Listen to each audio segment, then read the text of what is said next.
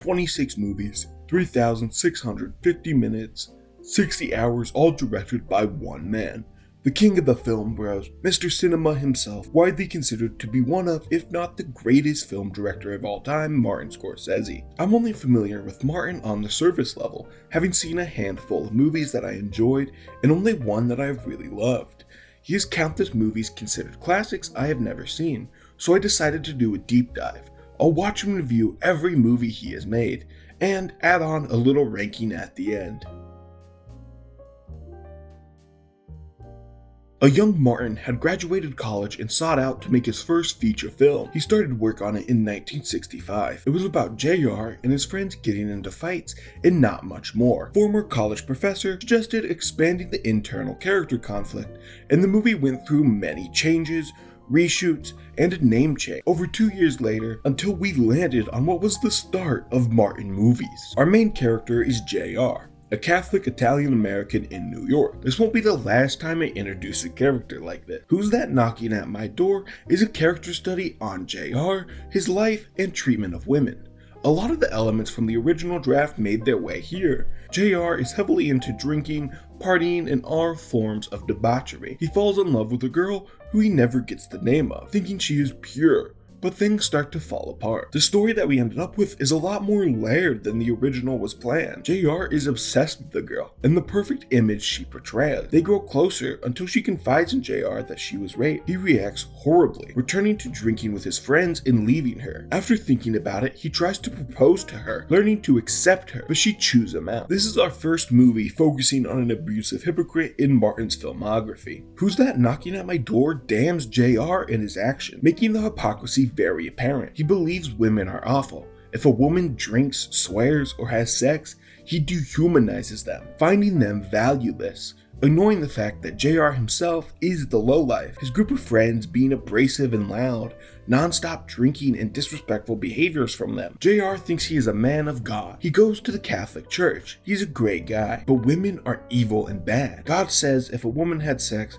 she is the devil's spawn, even if she was the victim. He is allowed to sleep with endless women he labels as broads though. Men shouldn't be held accountable for their actions. It's the women's fault they tempted the men into sex. The more JR turns to religion, the less it helps, playing on Catholicism and religious guilt. His movie might sound layered and deep, but I'm filling in a lot of blanks here, doing some heavy lifting for the actual movie. This is the story that this movie wanted to tell, but it wasn't fully able to. The big ideas were there, lacking a through line and base that it's built on. Instead, just the sporadic story elements that you can tie together afterward. It kind of dragged at points too. Who's That Knocking at My Door had massive first movie energy to it, which it ended up being true. It was Martin's first movie. There's potential for greatness here, little nuggets of what would come to define Martin. The filmmaking ranged from lousy to greatness, low lows, high highs. First of all, this looks awful and sounds awful. In 1967, we got In the Heat of the Night.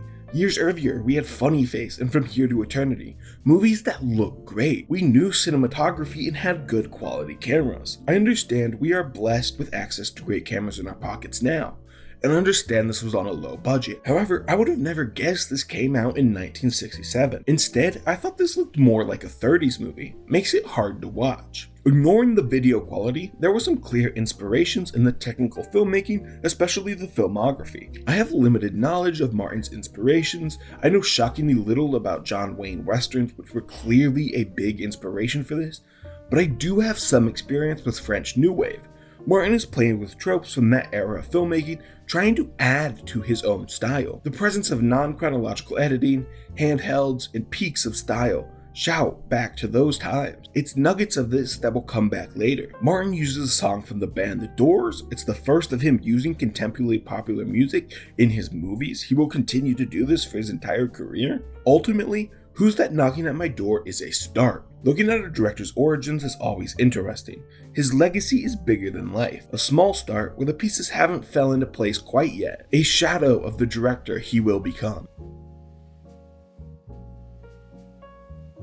I want this video to be an exploration of Martin's entire career, talk about movies more in depth, but there is a real urge to say fuck this movie and move on. Every director has the movie most considered the worst, the movie that stands out like a sore thumb from the rest of their filmography. Boxcar Bertha firmly stands out as anti-Martin in every trope we know him for. Colorful, cartoony movie lacking any real depth, or any fake depth. There's no depth at all. This really wasn't his movie. Martin impressed producer Roger Corman with Who's That Knocking at My Door.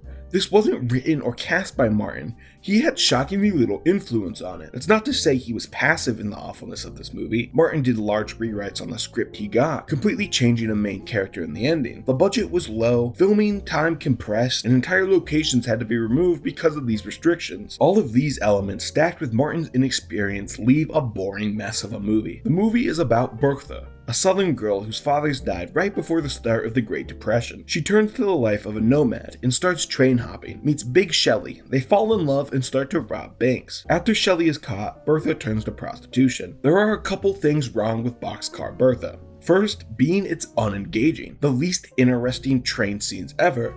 I love train scenes in movies. It's a massive piece of metal that's sole purpose is to go forward as fast as possible. Then, there are trains in this movie. They move at the pace of a turtle. Feels as if I could outrun these suckers. It leads to the action feeling lethargic and stagnant. Action shouldn't be slow. Doubling down on bad action movie etiquette, the camera barely moves. There are decently length portions of a single unmoving shot. Action doesn't need a cut every second, but there is a middle road between hyperactive and lackadaisical. That's the perfect word to describe this. Lackadaisical.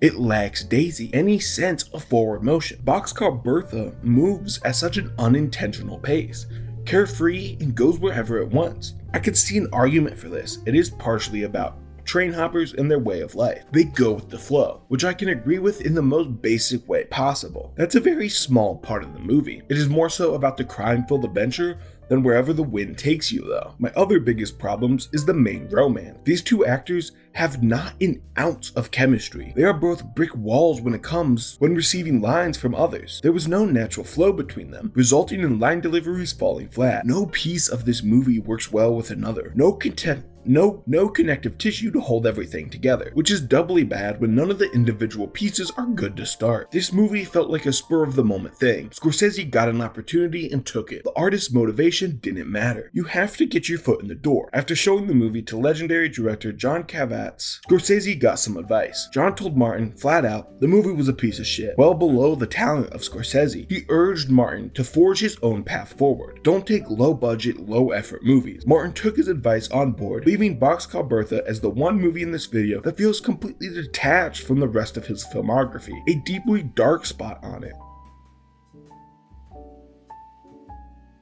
After the failure that was Boxcar Bertha, Scorsese's junior outing had the potential to determine the fate of his career.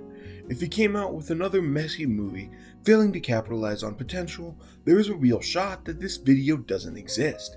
By the very fact that we are talking about Martin, you can probably guess what happened. Martin looked inwards. He decided to make a movie based on events he saw and people he knew while growing up. A personal reflection of sort. Originally planning on making a sequel to Who's That Knocking at My Door, Scorsese pivoted to the wholly original Mean Streets, linking up with lead actor Robert De Niro for the very first time. Mean Streets is about a Catholic Italian-American, Charlie Kappa, played by Harvey Keitel. Charlie is a mobster stuck between his faith, girlfriend, best friend, and the mob. Charlie's best friend is Johnny Boy, played by De Niro. Johnny Boy is reckless, addicted to gambling, owing money to loan shark. His girlfriend has epilepsy, which is equally bad according to Charlie's uncle, leader of the mafia, who disapproves of both of the two of them. Johnny Boy and Teresa are cousins as well, so you can see the web Charlie is stuck in. His family urges him to avoid the others. The others try to get him to leave the mob, all while his religion directly conflicts with his responsibilities in the mob. This is a clear step up story-wise from the last two, taking pieces of Who's That Knocking at My Door and elevating them. There's an inner conflict between crimes and religion.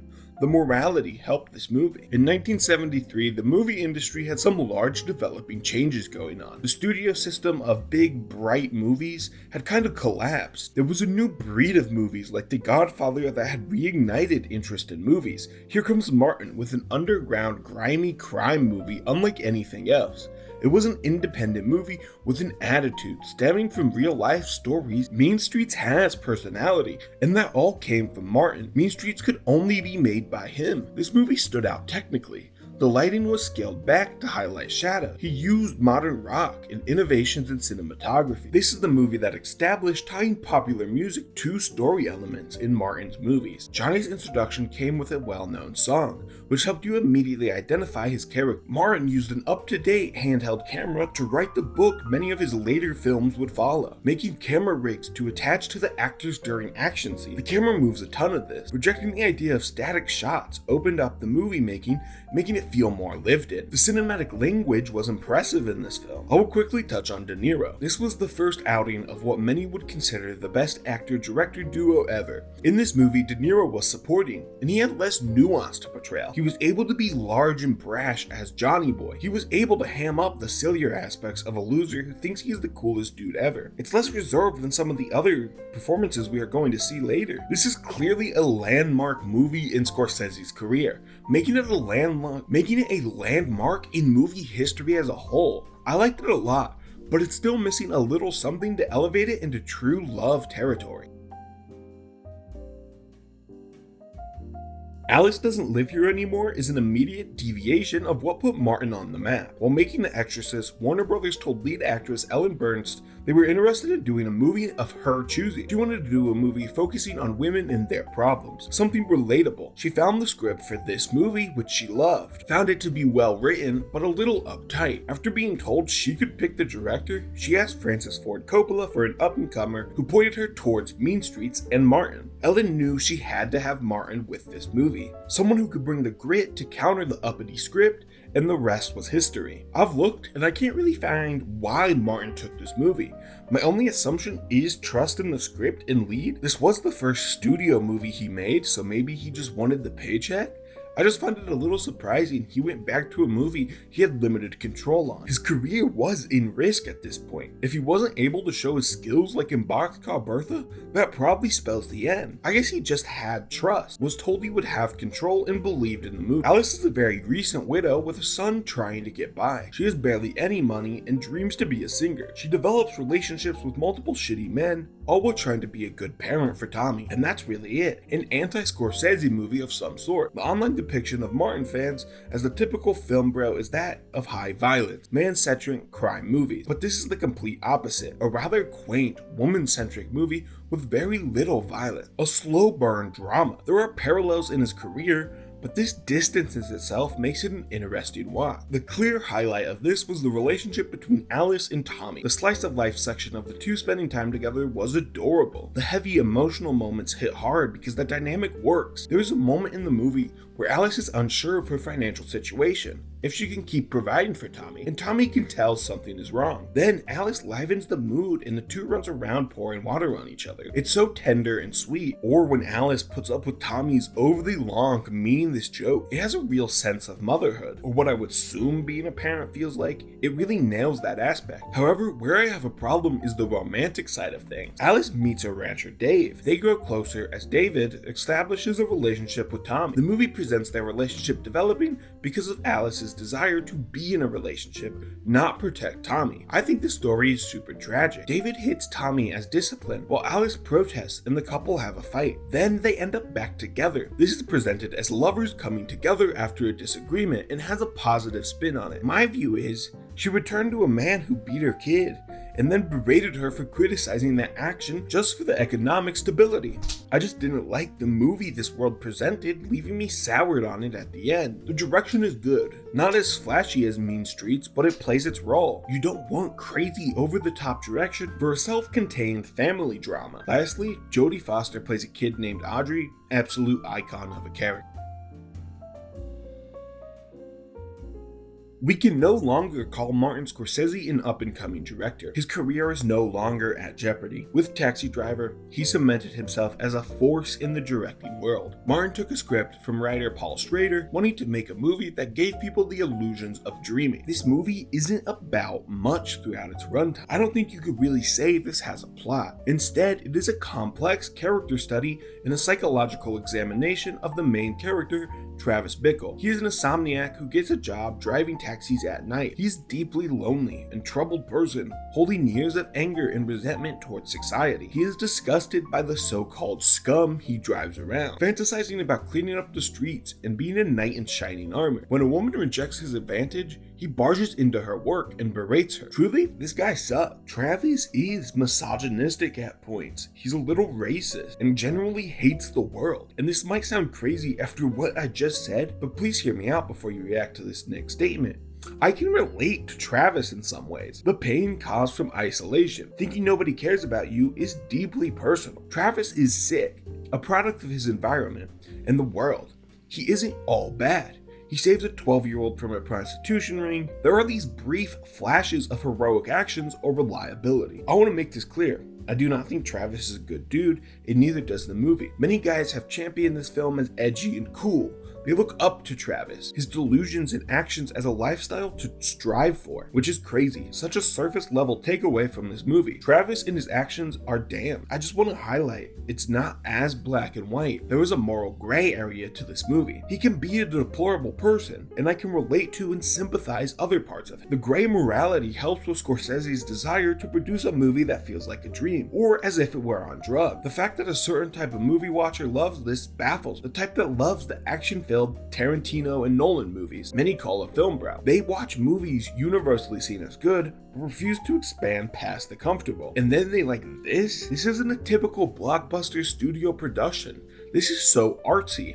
A meandering story with vague themes, artsy cinematography, and a complicated protagonist. Can you really get any more art house than that? Taxi Driver has an amazing jazz score. The cinematography continues to improve and expand. The coloring, oh my gosh, I just love the look of this movie. Robert De Niro, really impressive. He elevates this character, playing every little detail greatly. He was dedicated to the role. While preparing, he was filming the movie in Italy. When his shooting week wrapped, he would hop on a plane to New York to go obtain his taxi license, and he really drove a taxi around New York to nail the role. He lost over 30 pounds and spent hours listening to tapes of criminals to inspire him. Travis is easily one of De Niro's best performances. He reinvents himself to a degree rarely matched. I've heaped non-stop praise on this up until this point, but here I am saying this movie isn't everything to me. It's really solid, and I like it a lot, but not one I think about all that often or see myself coming back to, which is a great thing for a movie to be. Not every movie needs to be wholly beloved. This one is just so much more than its reputation, and I really enjoyed diving into it. If you are enjoying the video, please subscribe, like, and comment. It would help. Martin took the script of this wanting to combine old musicals with the style he had become accustomed to. He wanted to take these musicals on large sets and shoot them realistic, creating the mental connection of realness with this movie. By pretty much all accounts, Martin was not the easiest person to work with during this time. His ego had ballooned, and he was addicted to cocaine, like really addicted to cocaine. He tried to make changes to the script only he thought were good, insisted on Liza Minnelli improvising lines and method acting even if she was not used to it. He was prone to outbursts, putting a strain on production. He even halted press one day because he had just ran out of cocaine. Cheated on his wife with Liza. He was a mess during this time, and he turned to movies to help pull him out of the darkness. Even if he was hard to work with, he made some magic with New York, New York. In most people's Scorsese's ranking, this is near the bottom, but this is my type of movie. Complicated look at love, ending in the main couple splitting up, great colors, and jazz. Wait, I just explained a Damien Chazelle movie. Maybe that's why I love this one. An update to large musicals of the 50s and 60s. This is about Jimmy Doyle, played by Robert De Niro, and Frances Evans, played by Liza Minnelli. Jimmy is a saxophone player who flirts with Franny to no effect. They end up at an audition for the same club. When Franny sings, Jimmy plays the sax, so the two get hired as a duo act. From there, the movie is their relationship. They quickly fall deeper in love, becoming obsessed with each other. Franny ignores Jimmy's glaring problem. He is quick to anger, especially so with his coworkers, rude to most people, lacking reason, getting irritated at the smallest thing, and his tendencies for violence. He gets loud when arguing. I connected with the growth of their relationship because it largely happened through music. I love the jazz-filled numbers. The entire first 15 minutes is non-stop jazz. All you have to do to get me invested in a romantic relationship is use one genre, of music, and they found that with this. We spend time in these jazz bars, a setting I adore. I wish there was one near me, a place you could go and let loose. Jazz itself is freeform and relaxing, while being entertaining and matches the movie's huge musical number. The costumes and production design make the musical number soar. Franny stuns in every outfit she wears. The sets are lavish, large, and colorful. The look of this movie is stunning.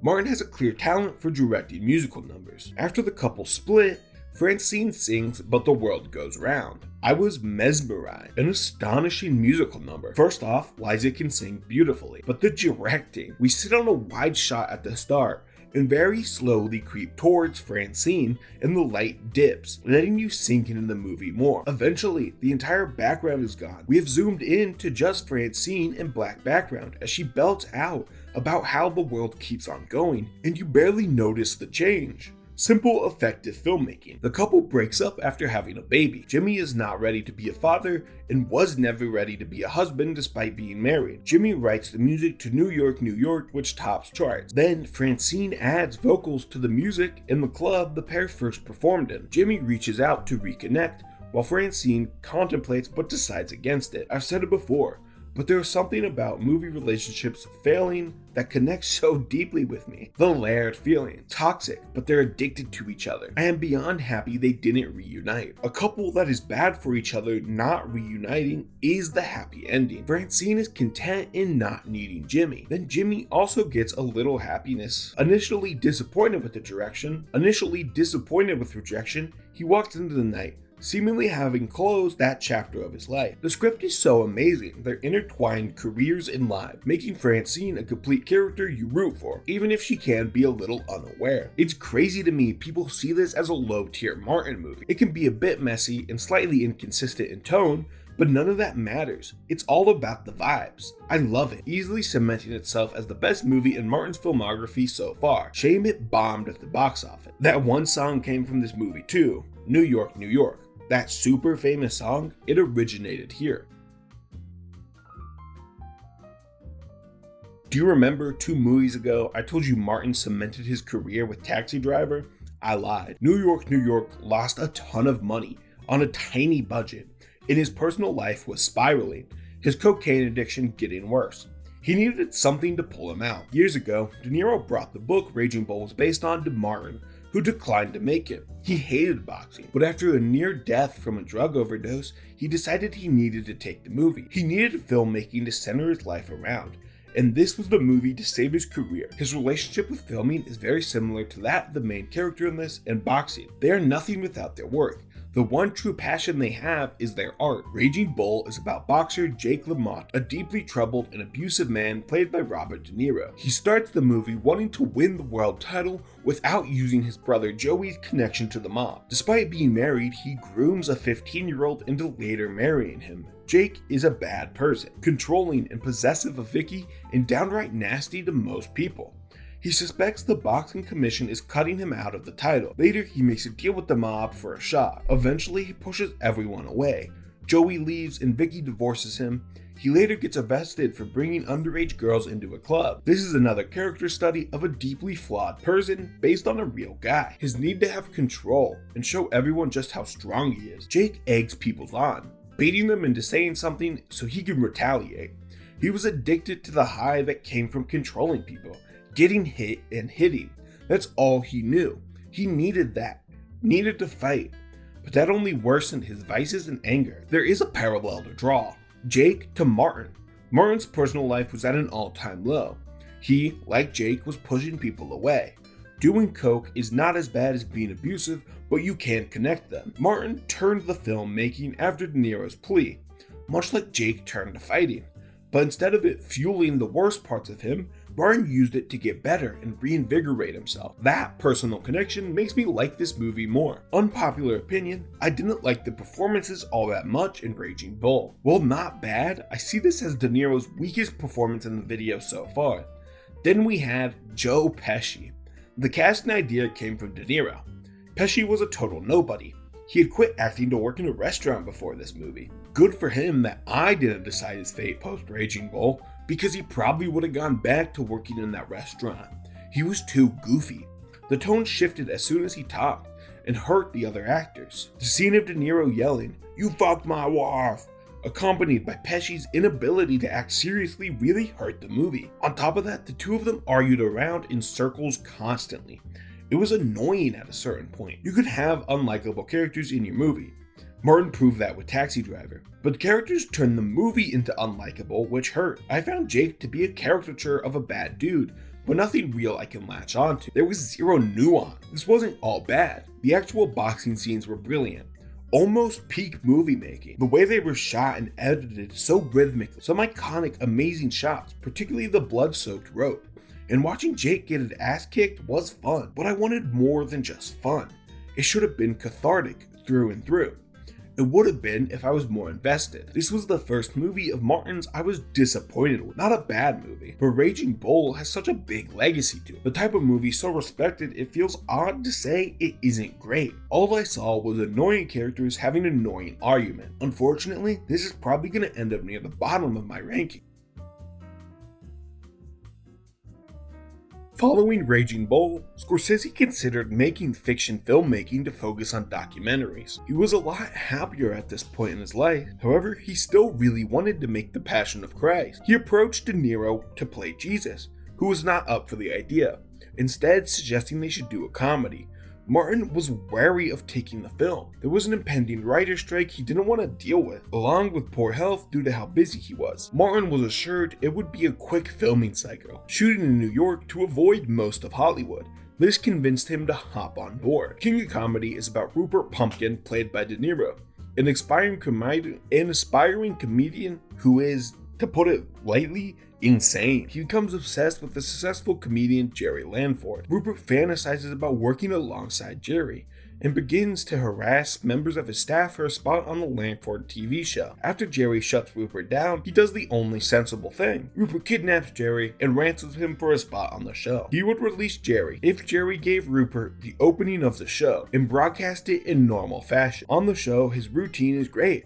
Everyone laughs, and he finally gets the attention he is seeking. He reveals his plan to everyone, saying, "Better be a king for a night than a schmuck for a lifetime." Scorsese has really hit his groove in making movies about utter losers, and Rupert is so lame, a complete, fleshed out loser. The first portion of this movie is low stakes. You get time to learn about Rupert, see his entitlement and attachment to becoming the king. His sole motivation in life is to get the recognition he believes he deserves. This is the realest any of De Niro's dorks have felt. Rupert was slimy, desperate, out of his mind, creepy, and commits crimes, which everyone treats him poorly for. When Rupert shows up to Jerry's house, Jerry has zero tolerance and throws him out. When his girlfriend realizes how insane he is, she dumps his ass. And at the end of it all, this deadbeat gets what he wants. He goes to jail, but after his release, he is hailed as a genius and offered movies and tours. I've seen people online suggest this was all Rupert's fantasy, when in reality he just rotted away as a nobody. I can't buy that. During his stand-up routine, people bought into Rupert and his comedy. He sits there telling people he is a desperate criminal who kidnapped a man to get on TV. Tomorrow morning the act will wear off and they will realize he is crazy. The audience doesn't move an inch, thinking this is funny. That episode had a guest host. Then the opener, who nobody has ever heard of, claims he kidnapped Jerry and blackmailed the show to get a chance to be on, and people eat it up. I think Rupert established a cult of personality. He gets the notoriety he seeks. The world would buy into him. Look at the obsession with modern day true crime. People are easily able to follow a guy who's a criminal and take every word he spouts as gospel. It's uncomfortable just how real it felt, that a grifter can blatantly commit crimes and get away with it. This is a top 3 De Niro performance, beating anything he has done so far with Martin. He oozes sliminess, gives the ultimate car salesman vibes, a guy willing to do anything. He got into character by talking to his own obsessive fans. As for big guy Martin, he was fine. This wasn't packed full of Scorsese-isms. He did a good job, but a step back from Raging Bull. The overall package is great though. It really feels like Scorsese has hit his stride at this point. This movie is all over the place, and fittingly, so is its production. Joseph Minion wrote the movie taking inspiration from a monologue as an assignment at college. The writer of the monologue, Joe Frank, was never consulted about the movie, leading to a legal battle. Tim Burton was set to direct, but dropped out after learning Scorsese was interested. What a different movie this would have been if early Burton got his hands on this. Paramount had originally agreed to let Martin make The Last Temptation of Christ, but dropped it. This, combined with the box office failure of King of Comedy, led Martin to a smaller movie he was bound to make money on. Steven Spielberg had impacted the ending of this movie that some other guy had shot down before. There were so many cooks in the kitchen, plans changed, leading to the production of this movie being all over the place. Our lead is New Yorker Paul Hackett, played by Robert De Niro. Wait, no, he's played by Griffin Dunne. That's right, De Niro isn't in this movie. The first Scorsese since Alice doesn't live here anymore. It's nice to have a break for him for a little bit. De Niro is absolutely good, but choosing Griffin for this role was the right decision.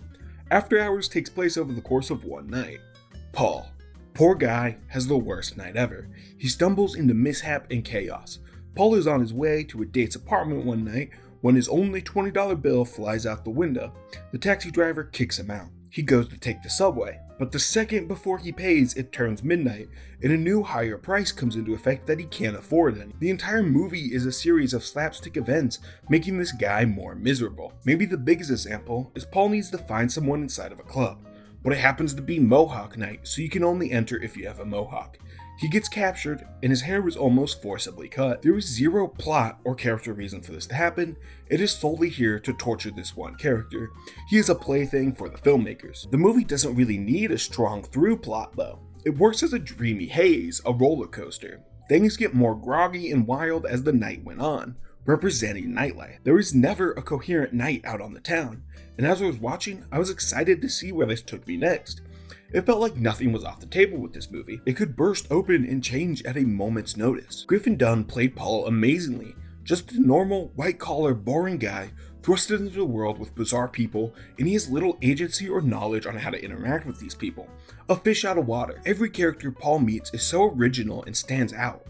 They're all acted greatly too. Martin is in his element here. He takes the comedy and elevated it to a tense, tightening movie. As time goes by, the direction descends into more madness, adding to the hazy, sleep-deprived feeling. I always love getting the chance to talk about Tom Cruise, and I'm doubly excited it's one of Martin's best. The production on this one is relatively simple for a Scorsese movie up until this point. Paul Newman came to Martin and asked him to direct a sequel to his movie The Hustler. Scorsese agreed. The movie morphed from a sequel into a movie inspired by the sequel to the book The Hustler is based on. Filming happened in just over a month, coming in at $1.5 million under budget. Kinda weird to see everything go right for Martin. There wasn't any legal issues, nobody almost died, no cheating or production delays, kind of a miracle. The Color of Money is about smurfing. Former pool player Eddie teaches a younger couple, Vincent and Carmen, how to hustle. Vincent, played by Cruise, is a brash, loud, showboating pool player. Eddie teaches Vincent to throw his first few matches, lure the others in the pool halls into a false sense of security, get them to bet high, and then Vincent can wipe the floor with them. They need each other. Eddie is known by the world. He can't pull the scheme anymore, and he quit doing it. He uses Vincent as his trainee and workhorse, whereas Vincent is young and dumb. They both enter the same tournament where Eddie manages to beat Vincent, but Vincent and Carmen later reveal they threw the game, leading to a big payout.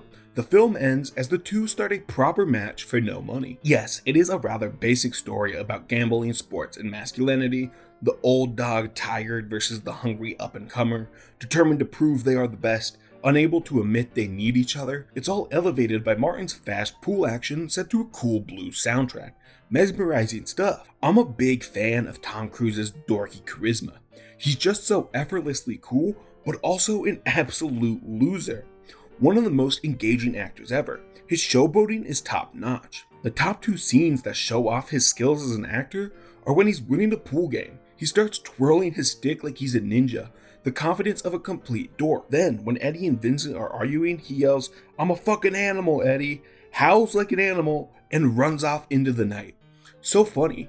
No other actor can combine the cheese it takes to say that while still being taken seriously like Tom Cruise. Cruise also has great chemistry with the other two, Paul Newman's Eddie and Mary Elizabeth's Carmen. The mentor and mentee relationship was great.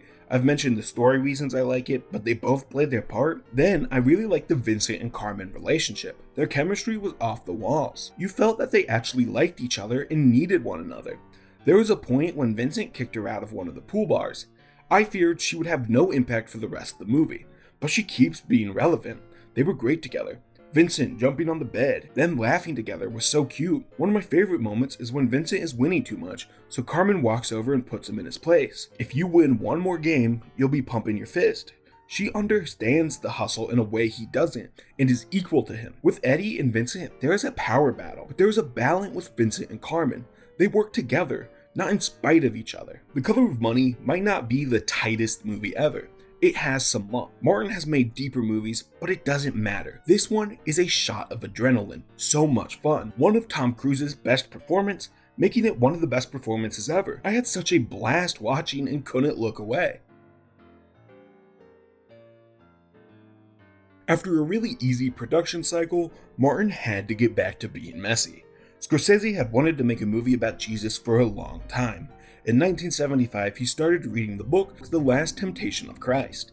He decided he needed to make an adaptation. Paramount agreed to make the movie for $18 million. When the budget kept growing and protests from religious groups started popping up, Paramount dropped the movie. Scorsese was desperate to make the movie at this point and shopped it around. He told Universal he can make the movie quickly and with a $7 million budget. That offer is not even half of what the original plan was. Universal was still hesitant to greenlight the movie, but agreed when Martin promised to make a movie more suited for mass audiences afterwards. This movie follows Jesus up into his crucifixion. Before I talk about this, I feel the need to give a little bit of background on me and religion. I occasionally went to church when I was young, but never consistently. As time went on, I grew to believe less and less. I sit here today not believing in any religion or God, and I just can't buy into an all-powerful being in the sky you have to worship or you'll spend eternity burning. It sounds made up to control how people act. The history of organized religion is scary. Its ability to control people and teach them to obey authority. This is still present today with large church groups preaching about queer people being against God. It's very mucky. I want to make it 100% clear. I do not think everyone who goes to church is bad, an ill-intentioned person. I think the vast majority of people have good hearts. A sense of community and greater purpose can be appealing. I see why people are drawn to religion. There are some great teachings, loving your neighbor and compassion. I will not judge you and your relationship to God as long as it stays that way. Unfortunately, a small group of radicals have used what could be good and turned it into a tool of hatred. Those bad apples spoil the bunch and make me wary of everything dealing with religion. The type of people who push religion into politics and other lives aggressively. Talking about this movie is to talk about religion as a whole. I think there are some wonderful elements, but the entire power structure is awful and was built on deception. This is getting a little too serious. Let me make a joke about this movie. Jesus kept talking about God's plan. I had no clue he was such a Drake fan. Now, back to trying to break down a complicated artwork that has so many interpretations. I've read a lot of reviews for this, and there was a wide range of reactions. Some deeply religious people hate this movie for suggesting Jesus struggled with his temptation. A lot of atheists find it to be rather thin, lacking intellect. There are some people who think Jesus is weak-minded after this, and so many more interpretations to this. I think this movie causes people to double down. They go in unwilling to have their views changed and shut the whole process off. I started this apprehensive about it. The old Jesus movies that were on at my grandma's house were awful. Why would this one be any better? Well, it's better because it's different. Jesus is characterized in a way I've never seen him before. He is not a pure vessel of God. Instead, he's human. He has the usual characteristics, the kindness and compassion, while also being deeply flawed, imperfect, confused, and angry. He doesn't understand his connection to God. The temptations are a real challenge. His faith is shaken when challenged by the devil. I have always seen Jesus as the superhero of sorts, the unimpeachable beacon of morality. So much so that I have sorted him away in my mind as a fictional character. This movie made me realize there probably was a real guy named Jesus who had a similar trajectory to the biblical Jesus, just without all the impossible stuff. There was a guy who believed he was God's next of kin. He was the messenger and struggled deeply with that. Presenting the paragon of Christianity as unsure in his relationship with God made me think about mine and grow a compassion for religion. One of my biggest problems with religion is how easy it seems for people who practice to accept it. You are chastised for challenging ideas. But this movie sort of presents religion as not a solution for everything, and it's still going to be hard. That's why I think so many deeply religious people hate this. It challenges the ideas they have studied their entire life. If Jesus was deeply troubled, then what am I? Churches have preached for centuries. Followers should model their lives after Jesus. It's a shock to be presented a world in which Jesus was just a guy in struggle. I think this movie can offer a lot. If you are willing to give it a chance and hear it out, your beliefs will most likely be mirrored. Double so if you lack critical thinking. I don't think it has the power to change your thoughts massively, but for me, I can say I come out looking at religion slightly differently, understanding the appeal a little bit more. At its core, this is a movie about Jesus and his relationship with God. The interpretation will change based on your own relationship with God and Jesus. I hope you are still listening and paying attention. I've rambled on about religion for a while. My apologies if you don't care what I have to say, but I'm just talking about my experience with this movie. Martin is on his game. Call me a basic bitch, but I love when all audio cuts out at a big moment. Helps ground things. The camera work is godly. Imaging is so strong here. Defoe, blood-soaked, carrying his own cross. The shot of him strung up on that cross. Martin's best, powerful single shot in his career comes from this movie, and Defoe is simply electric in the role. This movie also has some really funny moments in it. My favorite, and one of the best jokes ever, was when Jesus was lecturing a guy trying to stone a woman with an audience of onlookers. That guy told Jesus she was a sinner. Jesus grilled him, saying God watched everything that guy did wrong. God was watching when that guy treated his workers poorly. And God was watching when he cheated with what's-her-name. Some guy from the back yells Judith, and Jesus simply responds, Judith. I lost it. One of the funniest things to come out of a Scorsese movie. I also have to briefly touch on the reaction to this movie, particularly from the deeply religious. Martin got regular death threats the years following, having to have security accompany him in public. And if you think that's an overreaction, a Paris theater was firebombed for showing the movie. There were countless protests outside of Universal. One guy offered to buy the rights to the movie so he could burn the film. The film was banned or heavily censored around the world. It remains banned in the Philippines and Singapore. Mother Angelica, a nun who founded a Catholic TV program, described this movie as blasphemous and a Holocaust movie that has the power to destroy souls eternally. This is such a large reaction for a movie that merely suggests Jesus had sex and questioned his own faith. These are the bad apples I'm talking about. The reason it feels futile to engage in religious discussion, but I hope I came off as open-minded person giving his own feelings and thoughts. If you somehow got here and think I am the devil spawn, why? Leave. This isn't his last religious film, but hey, at least I won't have to go through as much background next time. This movie has so much to talk about, it kinda overshadows the actual film in many ways. But I enjoyed my time with it and it opened my mind. During the filming of The Color of Money, Scorsese read a book called Wise Guys. At this point, he was disinterested in making any more gangster movies, but the book inspired him. He found an angle he wanted to take with this movie. He wanted it to start with a bank and get faster for the entire 2.5 hours. He secured the rights and funds to make Goodfellas, but put it off to go and make The Last Temptation. De Niro agreed to join, and the project was funded immediately. Martin returns to casting relative unknowns when he cast Ray Liotta as main character Henry Hill, and Pesci is also back. Goodfellas is about Henry Hill joining the mob and the luxury life he gets from it. Henry starts young and small in the mob, but over the years he slowly ranks up. He takes a fall and goes to prison. His lifestyle is a big point of contention in his home life. Karen, his wife, wants him to provide a more stable life for the family. Henry has motion within the mob though, and he makes some of his own moves, setting up a cocaine business in Pittsburgh against the leader Paulie's wishes. Henry loves his life, partaking in luxuries and the thrill that comes with the criminal life, but things fall apart very quickly. Henry is part of a raid. Some of the members spend the money too quickly, leading to Jimmy killing them. Then, right before he ranks up, Tommy also gets whacked. Paranoia and heavy cocaine use lead Henry to getting sloppy and gets arrested. Karen destroys all the cocaine, leaving them broke. The gang is unwilling to help him due to his sloppiness, but offer him one last job. to go perform a hit in Florida. Henry deduces they plan to kill him too and rats to the police, entering witness protection. This puts an end to his life as a criminal. He reminisces and is sad that he will have to live the rest of his life like a loser. This is the first of very few rewatches I did for this video. As a newcomer to movie watching and discussion, I had heard whispers of Goodfellas and the great Martin Scorsese, how it was a must watch. I had my reservations at the runtime, something I look back on with shame now, but I watched Goodfellas and thought it was fine. I had an alright time, but it didn't stick with me. What the hell was I on that day? This is easily one of the most entertaining movies ever. I got swept up in the constant fear of arrest and extravagant lifestyle. A lot of Martin movies are about people spiraling and bottoming out. Goodfellas is about the rise for the most part, things getting better and better, problems not mattering. Henry overcomes obstacles like going to jail easily. It's all about the high life until the eventual quick downfall. Half the scenes in this movie are iconic, and that's for a reason. One of the most influential movies ever.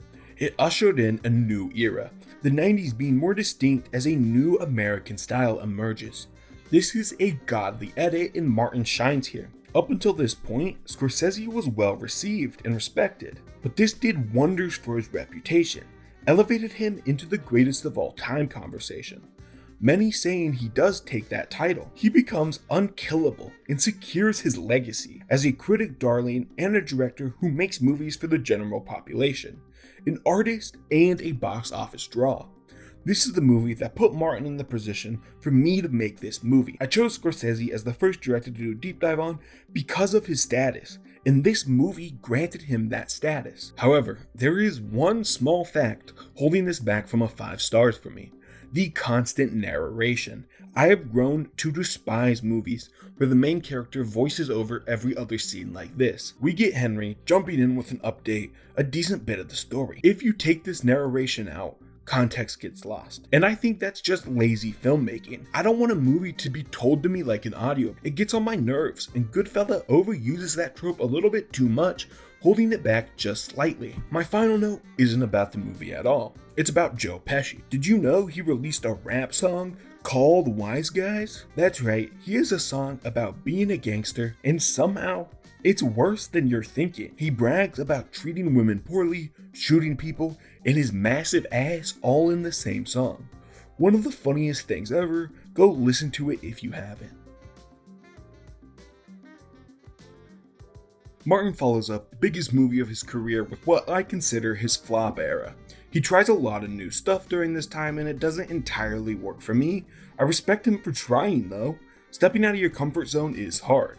But he doesn't do that with Cape Fear. It's a crime movie with Robert De Niro playing a shitty person after all. During its original planning, Cape Fear looked very different. It was first developed by Steven Spielberg, adapting it from the book. He decided not to direct it because of how violent it was. Spielberg was also planning Schindler's List at the time and was unsure if he was mature enough to direct.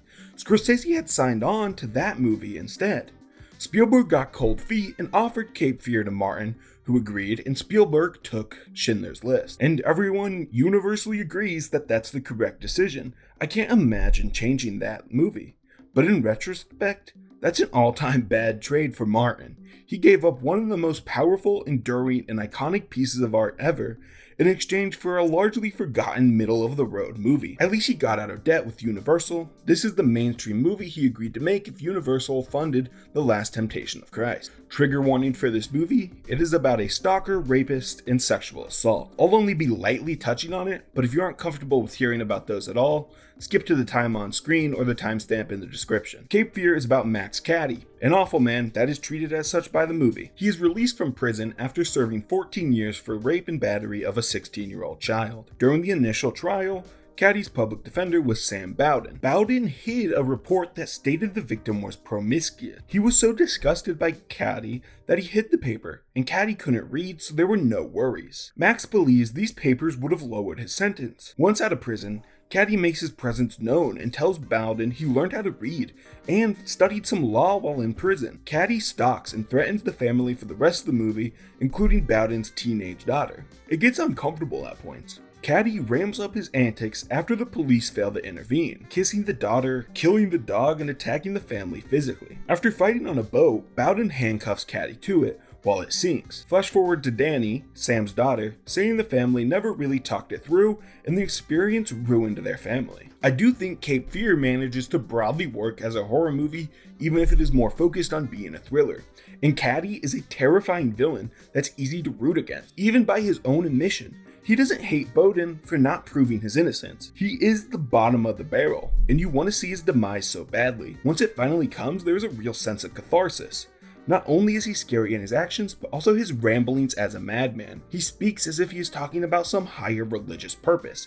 He mythologizes himself, making for an entertaining character to follow around, especially compared to Bowden's lesser standout personality. One aspect that affects my personal watching of Cape Fear is Mad Caddy being one of the main influences for wrestler Bray Wyatt.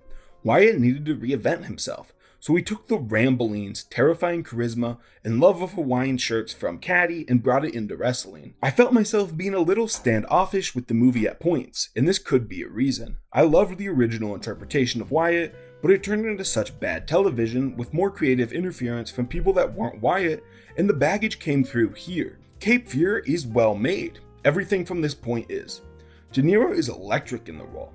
But how many movies have you been able to say that about so far? A lot of them. And I'm just getting a little tired of the routine. Every time I do a deep dive like this and watch loads of similar movies in a row, there are a couple movies that suffer from being viewed in that setting. I think Cape Fear is the movie saddled with that bummer this time. It just doesn't stand out from the movies surrounding it, and it's not particularly my type of movie either, leaving it to not fully land.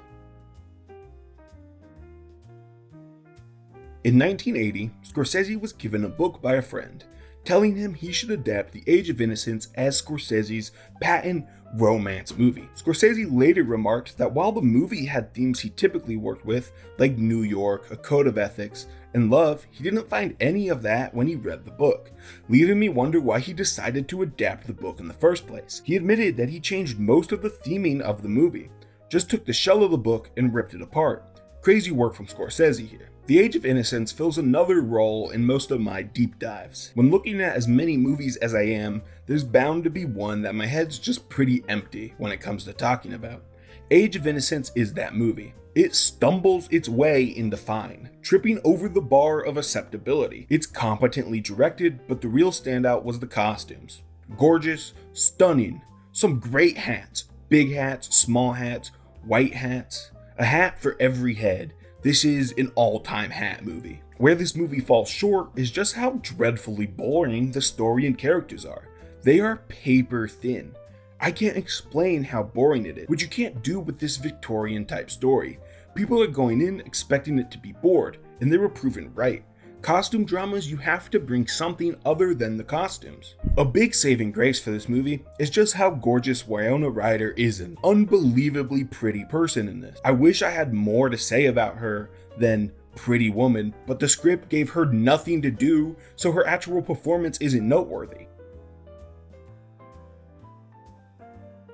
Moving from the least Scorsese movie ever to the most. Casino is pure unadulterated Martin. Co-writer of Goodfellas, Nicholas Pileggi, wrote a book about a domestic argument between a Las Vegas crime member and his wife. This led to Nicholas being interested in writing a book to be developed into a movie about an embezzlement and theft that was happening in Vegas casinos during the 70s. He brought it to Martin, who bit without hesitation and convinced Nicholas to release the movie, then the book, thus driving up book sales. They spend a few months writing, they warp some real life elements, combining people into one character, shifting locations, and bending the truth. This led to the movie having to say it was adapted from a true story instead of based on one, but a lot of the larger elements are true here. One more fun fact is the original cut of the movie was rated NC-17 until a re-edit reduced it to only being rated R. Casino is about Sam Ace, played by Robert De Niro, a former line setter who gets sent to Vegas to run a casino for the mob. He quickly, dramatically improves the profits of the casino while actively skimming the books and sending money back to Chicago. That's when Sam's longtime friend Nicky is sent to Vegas as an enforcer and sets up a crew to protect the ongoings. Nicky oversteps, drawing legal and media attention. During this time, Ace starts his own TV show, drawing even more attention to the casino for his personal gain. There is this love quad thing going on with Ace, his wife Ginger, Nicky, and some dickhead named Buck Lester. As with most of these movies, the ball drops as the FBI finds old records of theft. Nicky tries to kill Ace, resulting in him getting killed. The mob leaves the casino game, and Ace is left without much, returning to his life of setting gambling odds, wondering why he went through a decade of turmoil only to end up in the same spot. Now returning to the first sentence of my review. This is maybe the most Scorsese he has ever gone. Drug-filled, hazy morals, spiraling mess, ideals of the American dream, crime, and religion. It's all here in its purest form.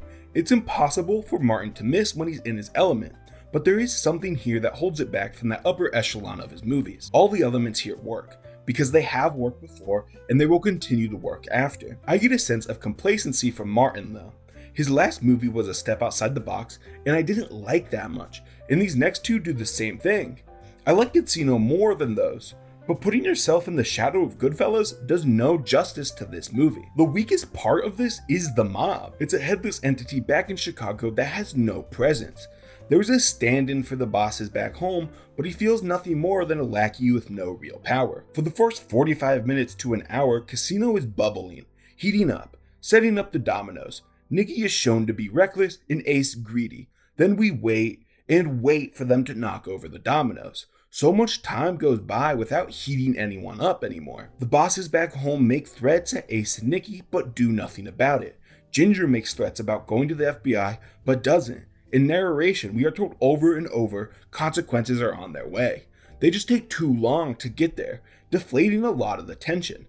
I wish they had capitalized on the boiling pot that was the crime and mob antics in the first portion. What did stick out was the individual characters and personal relationships. Ginger was a unique, whole character who had a different relationship with Ace, Nicky, and Lester. Ace was layered, bouncing between risk aversion and fuck it, we ball.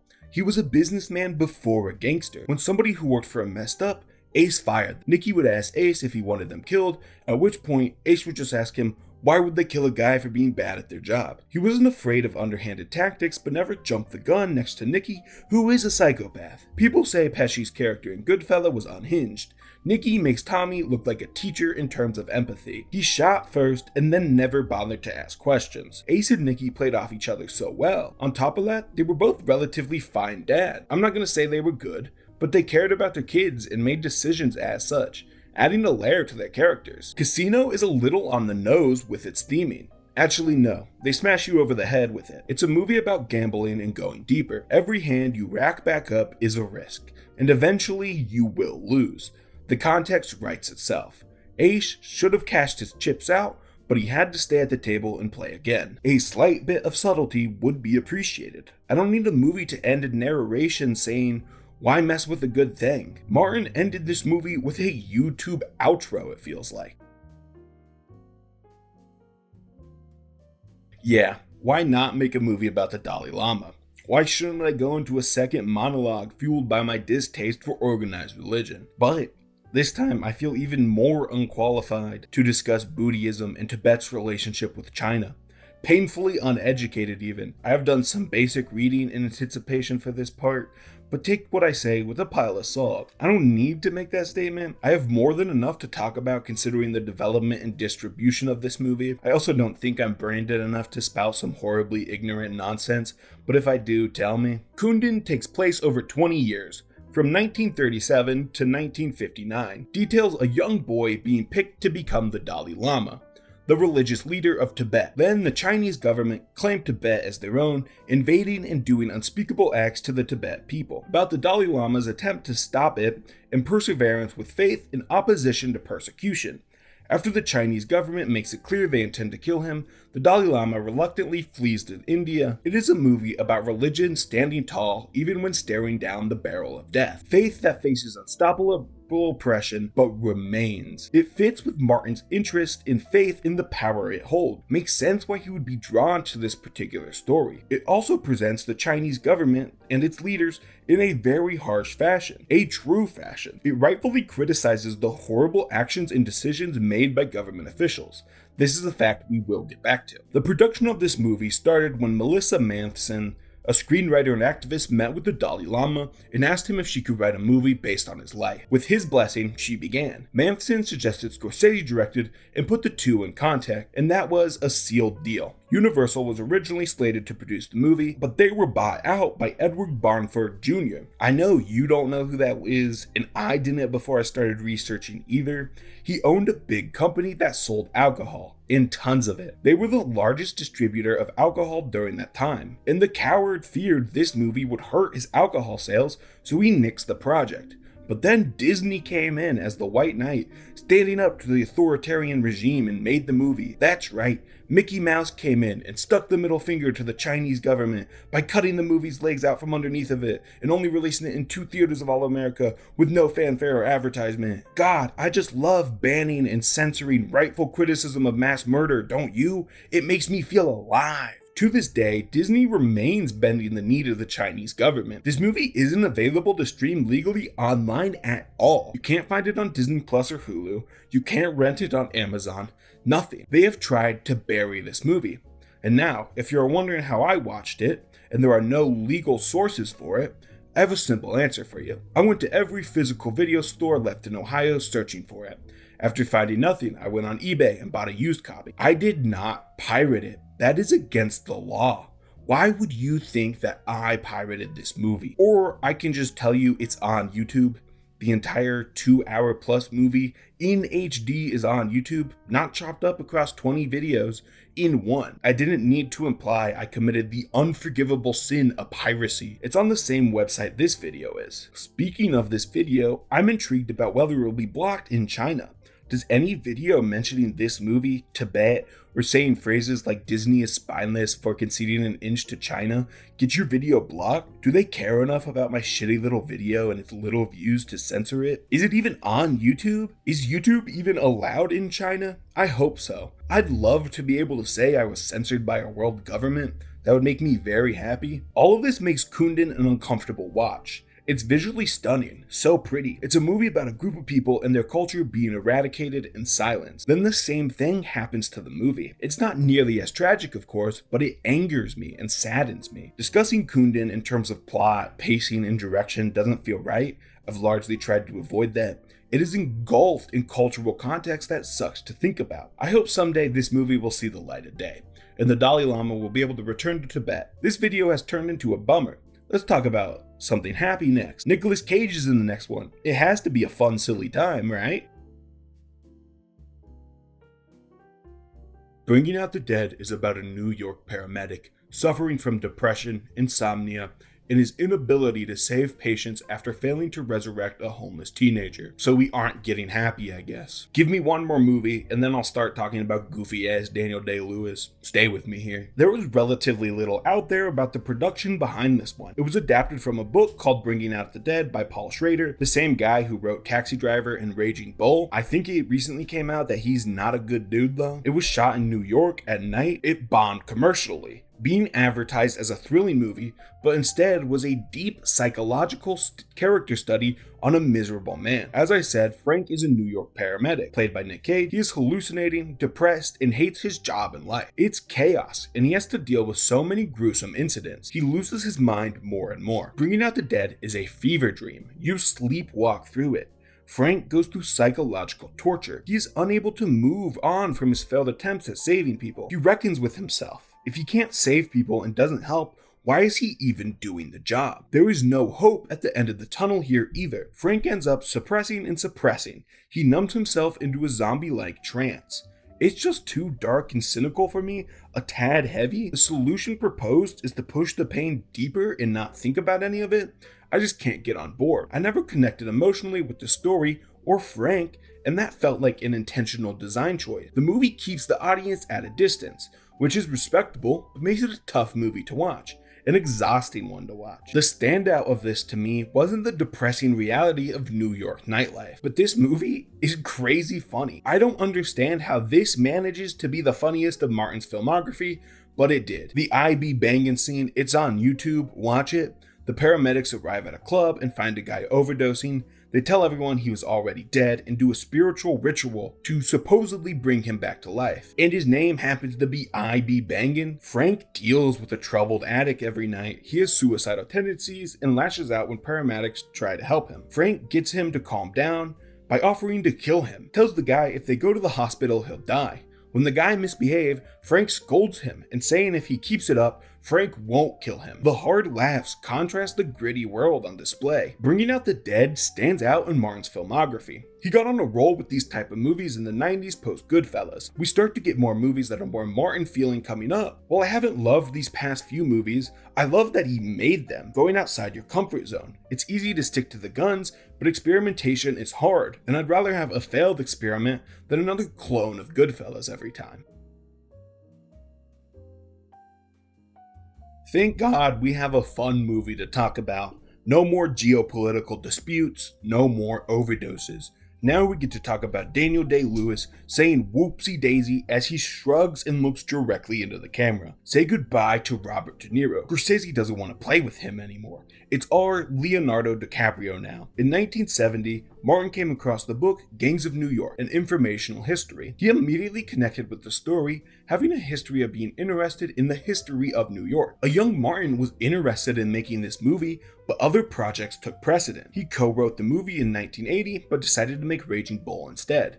Production was difficult because of the level of detail Martin wanted in the set. He wanted an authentic portrayal, and nothing looked like it used to, so they had to make all the sets. The rights started with Universal Pictures, got sold to Disney who didn't want them, Fox, Paramount, and MGM passed on it. It seemed like nobody wanted to make this movie until Harvey Weinstein stepped in and made the movie. So Martin took 30 years of his life to make what's considered one of his worst movies with one of the biggest sex criminals ever. Gangs of New York is about two main gangs. Who would have guessed? The Anglo-Protestants led by Daniel Day-Lewis, Bill the Butcher, and the Irish Catholics, which Leo character Amsterdam is a part of. Bill the Butcher killed Amsterdam's dad many years ago, and now Amsterdam is back for revenge. They have a love triangle with Jenny. Tammany Hall is in here, and it all boils over into an all-out gang war in the final hour of the movie. On top of the gang fights, the Civil War draft is passed, and the Union Army shows up to start the violence. We love third parties coming in. Amsterdam and Bill are fighting as Bill is wounded by a Union soldier, and then Amsterdam stabs him to death. Bill was built up to be this unstoppable monster, an unhinged murderer beyond dangerous, and Amsterdam didn't even overcome that.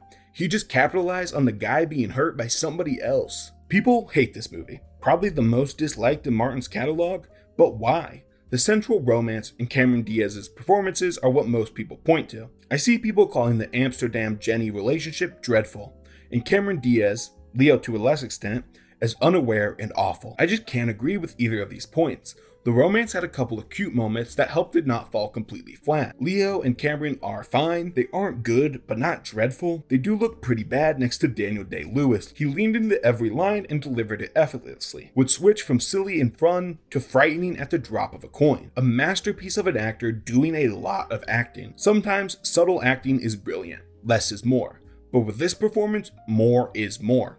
At nearly 3 hours, there was a lot of movie here, and it's not all made equally. The first hour and a half drags, boring scene after boring scene, but the last hour heats up. Daniel Day-Lewis turned up his acting and the tension, the knife-throwing scene being a masterclass of filmmaking. Bill rapidly switching between dorky and scary. The movie started going at this moment. There are some great elements and a semblance of a great movie. The set design is amazing, super detailed, and seemed to be historically accurate like Martin wanted, but overall, Gangs of New York has some high highs and low lows, leaving it among the bottom of Martin's filmography. I don't see much of a reason to return to this one in the future either. If I'm looking to watch a Scorsese movie, it's not going to be Gangs of New York. At best, I'll rewatch that knife-throwing scene on YouTube. Back-to-back Leo movies, let's go! The Aviator is a biopic about Howard Hughes, an aviation specialist and filmmaker. Hollywood tried to make a movie about this guy over and over to no avail. At one point, Warren Beatty was slated to direct and star as Hughes. Spielberg was set to direct, De Palma to direct with Nick Cage starring. The Hughes brothers were going to direct a movie starring Johnny Depp about Hughes. Milos Forman to direct Edward Norton. John Travolta set to star at some point. And Nolan wanted to make a movie about this dude with Jim Carrey. For 30 plus years, half of Hollywood wanted to make a movie about this guy, and Martin was the one to finally get it done. Goes to show you just how respected he is. Hughes had OCD. Martin and Leo wanted to portray this accurately. Leo himself dealt with a much milder case of OCD in his younger years, which returned while filming. They worked with a doctor from UCLA to have an accurate depiction of this. The Aviator is yet another biopic coming from our boy Martin, about Howard Hughes, a man with massive ambitions. He had big interest in aviation, breaking records, and buys a big company that makes planes. At the same time, he directed his first movie, Hell's Angels. He spent years and a metric ton of money trying to get the movie to be perfect, throwing a lot of what they had filmed out after seeing the jazz singer because he wanted to record with audio. He was obsessive over every detail and a major germaphobe. This impacts his relationships, particularly with Katharine Hepburn, played by Cate Blanchett. Howard ends up in a relationship with a 15-year-old. Insert joke about Leo liking younger women. He's not going down to 15, but there is a joke to be had here. As with a lot of these movies, it's about a man on top of the world, spiraling and losing so much of what he has built. However, there's a difference between Hughes and Henry Hills from Goodfellas or Jordan Belfort in The Wolf of Wall Street. Howard is an underdog, not taken seriously by anyone around him. Even though he is rich, his company is undermined at almost every turn by others. He isn't abusive to Katharine, instead just too into his work. You feel bad for the guy. Even within the film space, he is seen as nothing more than a joke. He keeps telling everyone he's a revolutionary film on the way, and they say, okay buddy. It contextualizes his downward spiral in a completely different way. It's not out of greed or ego. A tragic downward spiral without an asterisk making it hit harder. In Goodfellas, it's not deeply sad that Henry has to go live in the suburbs. He deserves worse, honestly. But when The Aviator ends, Hughes is mid-panic attack, remembering his childhood, seeing visions of wanting to change the future but being unable to. This is a chilling look into a tragic life and a breeze. Martin knows how to make a 3-hour movie feel like an hour and a half. That feeling was amplified after watching this. It's just an easy to watch, entertaining, well made throughout. The acting performances are of particular note here. Cate Blanchett is phenomenal, of course she is, when is she not? It was fun to see her play one of the all-time greats. I don't hate John C. Reilly in this, surprisingly. Probably my favorite performance of his that's not Wreck-It Ralph. I find him to have this clueless style of acting, but it doesn't come through here.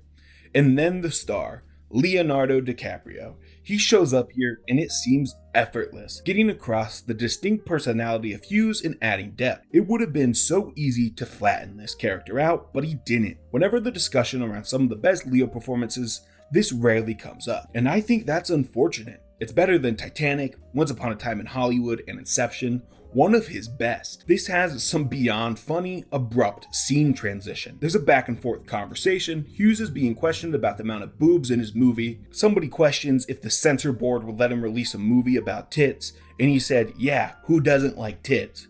But then you cut to 6 old dudes staring directly into the camera looking upset. Another one, Hughes is in a hospital bed, sad, he has lost everything.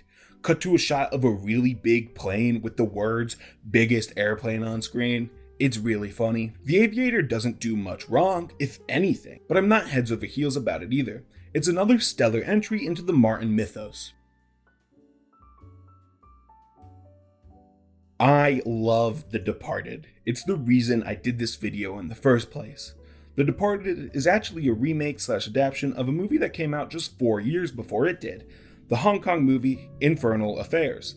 The script came together rather easily with some input from Jack Nicholson, who signed on.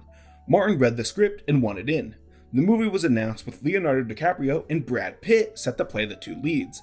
However, Pitt felt he should step aside and let a younger actor take the role when he produced the movie.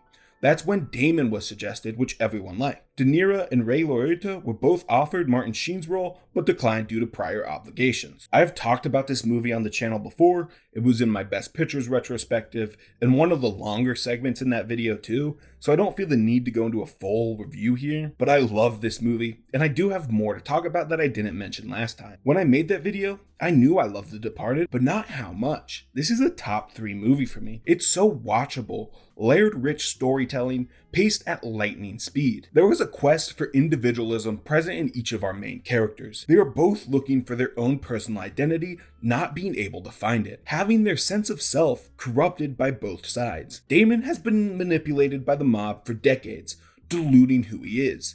When he goes to police academy and starts to live the life he has been taught is wrong his entire life, then Leo has to change everything about him. Undercover work corrupts the mind, and it's hard to separate you from the character you play. I almost think a good undercover cop, one who does it for this long, has to start to believe their assumed identity partially. It speaks to me. Someone who puts up social fronts and has walls. I love the idea of your true self and the one you present to others that this plays with. The Departed is the ultimate dudes movie. It has so many guys in it. The collection of actors is crazy. Leo, Damon, and Nicholson are 3 of the best ever. Sheen adds to it. Alec Baldwin is here, and they are all operating at their peak or close to. While each of our main 3 have only one career performance I prefer over this. Nicholson is One Flew Over the Cuckoo's Nest, Damon is Good Will Hunting, and I will talk about Leo's later. Looking at my notes, I have a quote written down from when I watched this the second time.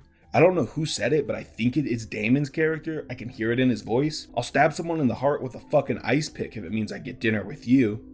I always respect a down bad king. He's my goat in that situation. I might have made that joke in the other video, but I don't think I did. Unfortunately, Mark Wahlberg is here and somehow was the only actor to get nominated for an Oscar. That's insulting. Although the movie has great success at the Oscars, taking home picture and director.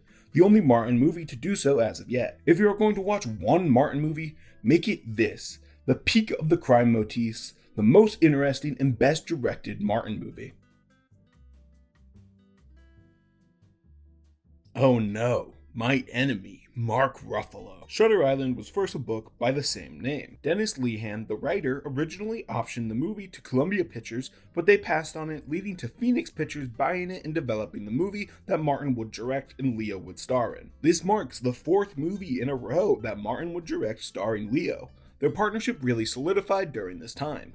The plot of Shutter Island is weird to tackle. It's famous for its big plot twist. Teddy is a US Marshal investigating an island hospital for the criminally insane, and a bunch of weird stuff starts to happen.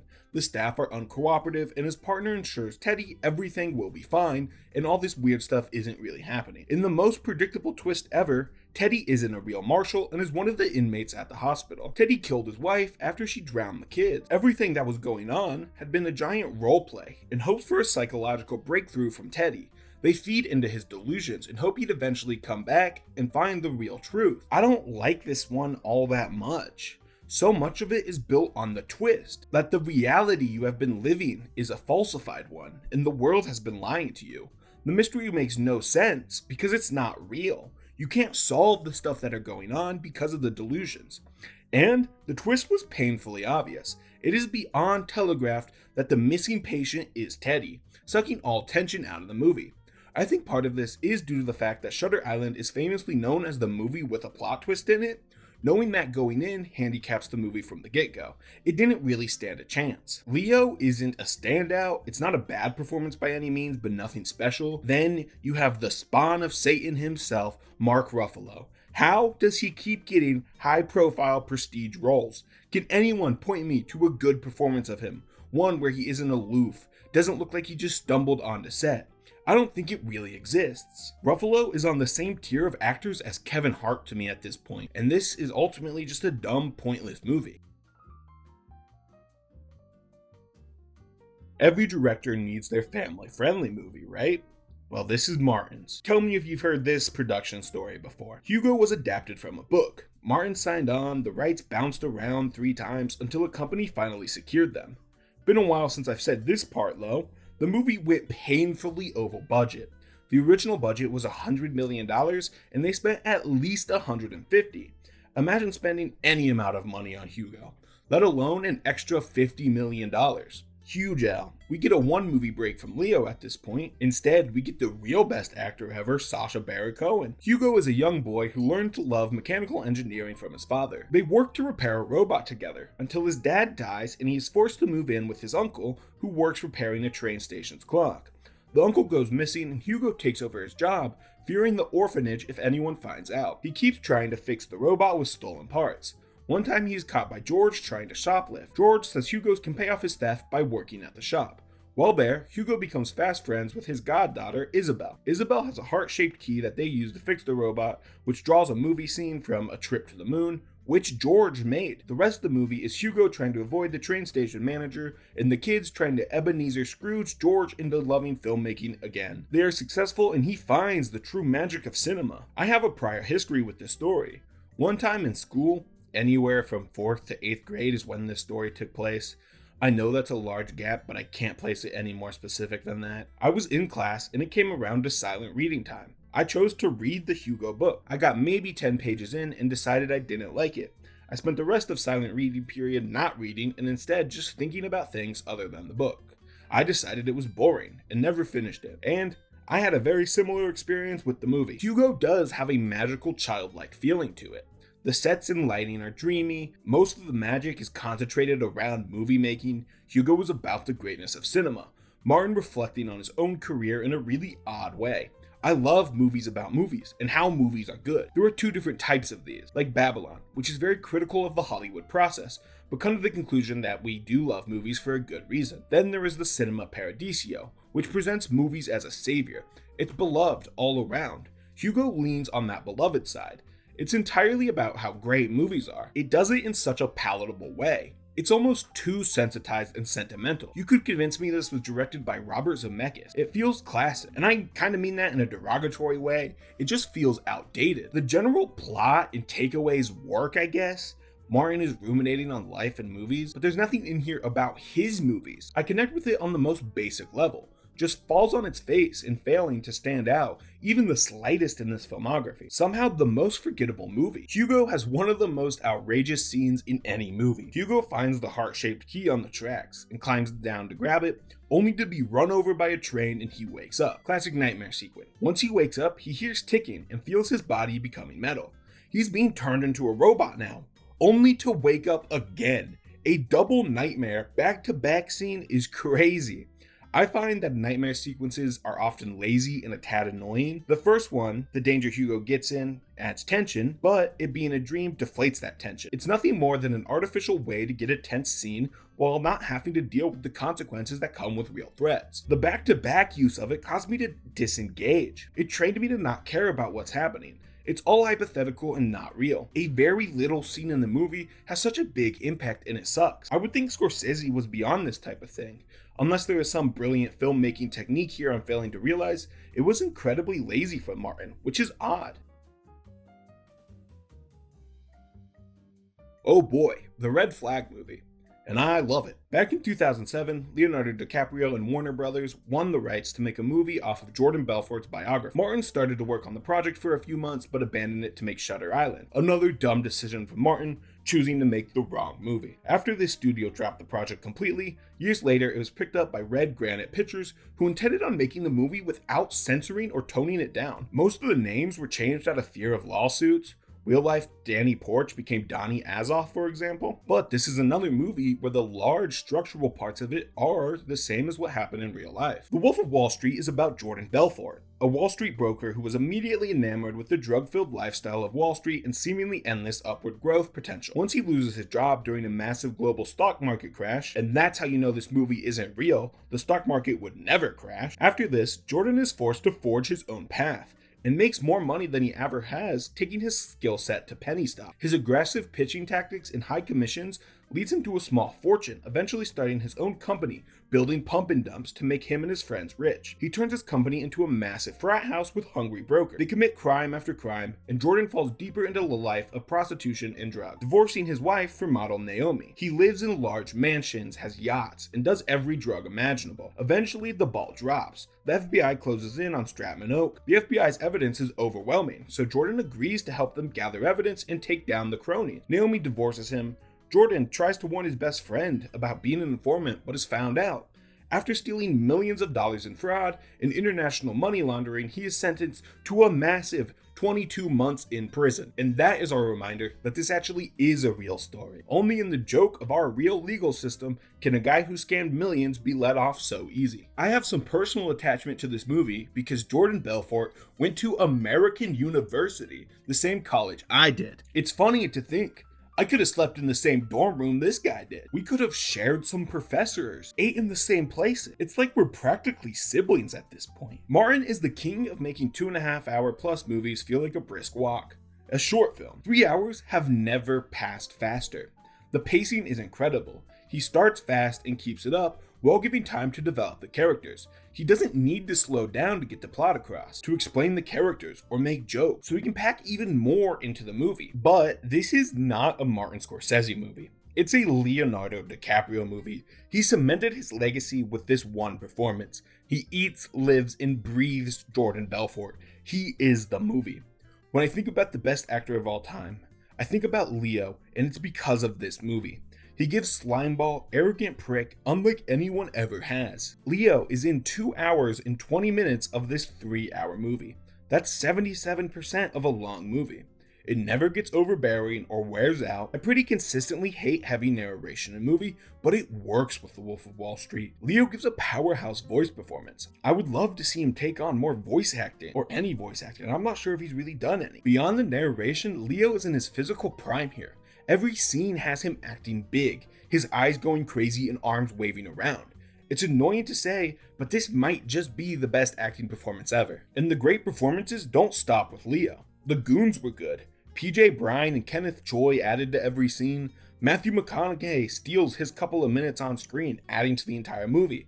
Jonah Hill gives a career best performance, keeping up with Leo throughout most of the movie. And then Margot Robbie, showing how much of a star she can be, cementing herself as a talent relatively early in her career. This is the best ensemble we've gotten from a Martin movie that is not The Departed.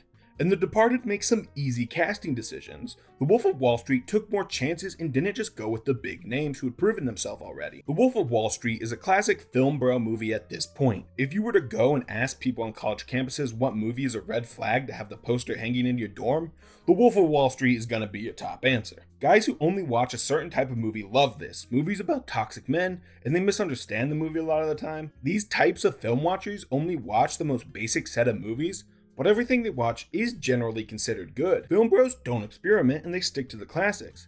And this is maybe the best film bro movie there is. It's so watchable, so satisfying to watch the relative downfall of Jordan. He has it all and loses a lot of it too. His wife, daughter, company. Even if the prison sentence is short, Martin continues to be the king of biopics. He makes it feel like a movie first and then a real story.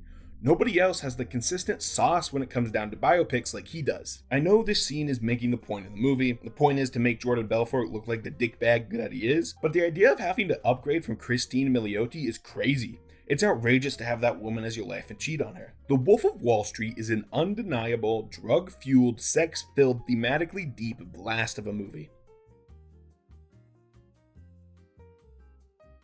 And we return to Martin's inner monologue with religion for a third time. Let's go! Martin read the book Silence in 1989 after being invited to Japan by Kurosawa. He quickly secured the film rights and sat on them. Just a couple years after The Last Temptation of Christ, Martin found another movie to ruminate on for 2.5 decades, another passion project. Martin has said as time went on, the idea grew and grew inside of him. How in life there are questions that get answered, and then you find those answers to be wrong and find new questions. In 2009, the wheels started to turn on development. Martin visited religious sites in Japan, but not much was materializing, having chosen to work on Hugo and Shutter Island. Martin then decided he needed to make Silence next, so naturally, he abandoned it to work on The Wolf of Wall Street, but only because that movie had a time limit. If he didn't take it then, he couldn't make it at all. He could make Silence once he was done with The Wolf of Wall Street though. Once he finished The Wolf of Wall Street, he finally got this movie made.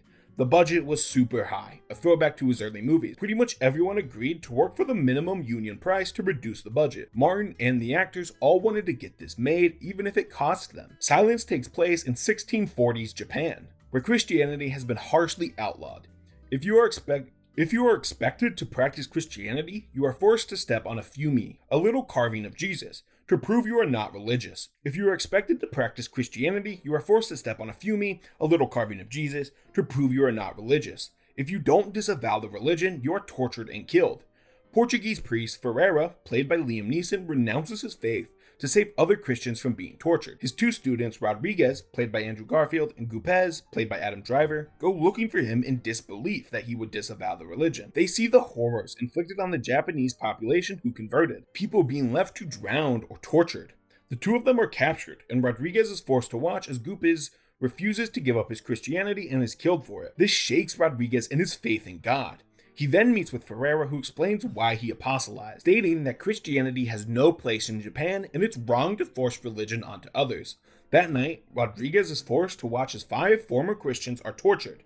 They have already abandoned Christianity, but will continue to be tortured until Rodriguez does so as well. It's the most powerful scene in the movie. Rodriguez wants to believe, but questions why God would let this happen. It's unexplainable that God would let these people be tortured, and why God would force Rodriguez to make that decision. He hears what he thinks is Jesus' voice telling him to step on the fumee, and it has to be done. Rodriguez joins Ferreira, integrating into Japanese society, and is forced to abandon active practice of his faith. Silence is such a profound, layered exploration of spirituality. My analysis of this is absolutely no substitution for it. There are very few movies in my discussions that act as replacements, only the true bottom of the barrel that aren't worth your time, but in no way can I even come close to a fraction of what Silence does.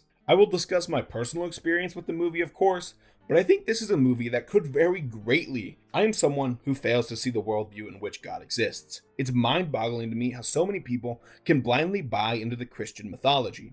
There are so many contradictions to it. But even with a worldview so removed from religion, this movie is super powerful. There is something that punches so deep, watching a character's worldview shatter around them. Everything they have ever believed is being tested. These priests have devoted their entire life to the quest of spreading the gospel. They have given up years of their lives for God, and during their greatest struggles, it seems that God has abandoned them. The best part of this movie is similar to The Last Temptation of Christ.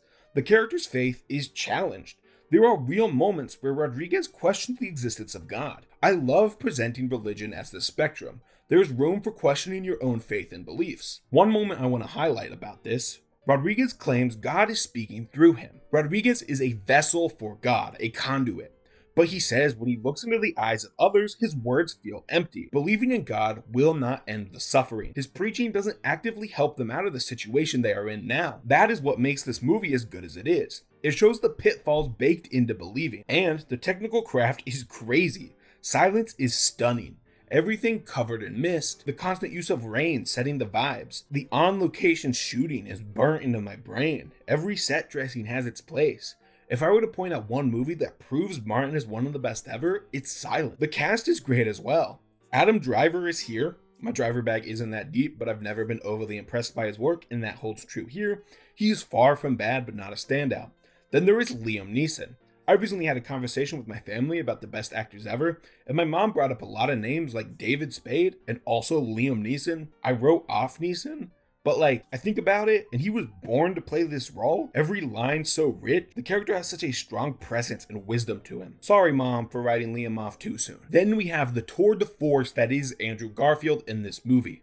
Well, in 90% of this movie, he conveys struggles deeper than I have ever experienced. His portrayal of the crisis Rodriguez goes through is what makes the movie click for me. However, there are occasional moments it dips into overacting and feels a little bit like a high school drama show. I don't love saying that. It was effortless greatness for most of the runtime, but it would dip into utter silliness every so often. After everything, you might think Silence is a top 3 Scorsese for me, but it just doesn't land there. No matter how well made this movie is, there will always be a slight disconnect for me. I can't believe in some magical sky wizard that grants you access to eternal happiness if you worship him while condemning people who don't to damnation. I will always have my walls up around religious movies. Religion will always have a stink to me. It was man-made to spread oppression. But it is a credit that this movie got me as invested as it did with my larger feelings on the subject. I really like this movie, and I think it's great, but it can't force its way into the highest tier of movies. Hopefully I explained my thoughts on religion thoroughly and didn't make an absolute fool of myself over the course of this video.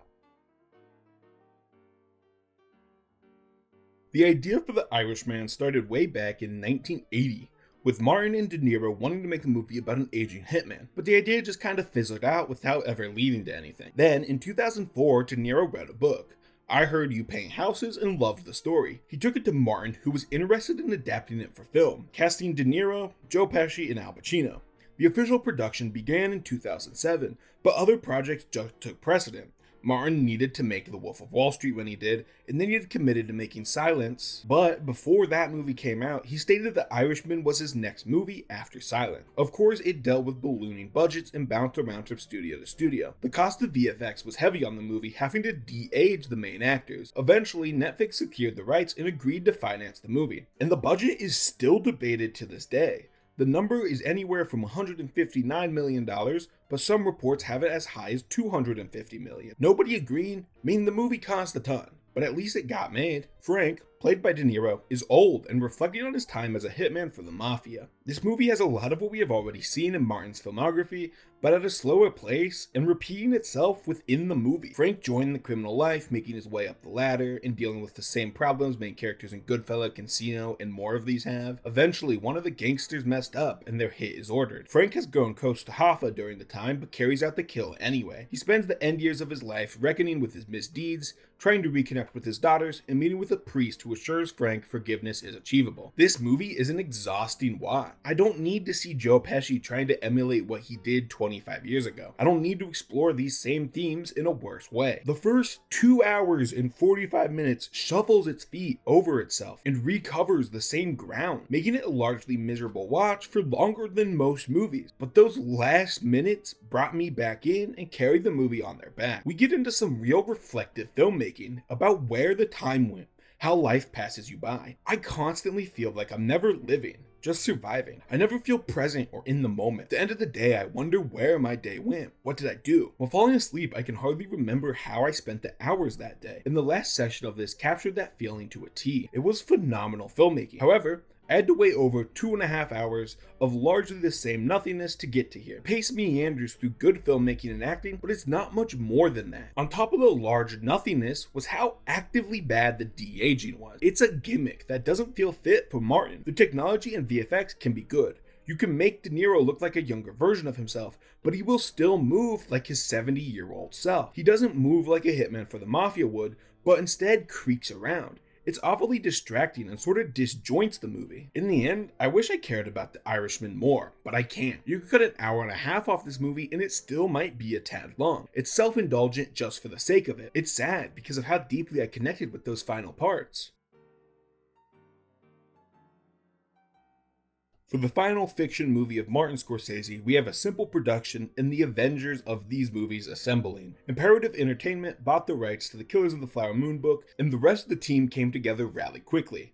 Martin as director, and Leo plus De Niro on cast. This was big. De Niro and Leo are the two golden boys of Martin. His early career and then his later career. The three of them had only worked together on a short film. It was monumental for them all to be together. Paramount agreed to distribute and finance the movie, but there were worries about the budget yet again. Martin didn't want to deal with it this time, so he got Apple to agree to help with the budget and distribution, making it a big family production that everybody got a piece of. The Osage are a tribe of Native Americans. During their Flower Moon Festival, they find gushing oil. The land is filled with oil, making the tribe insanely wealthy.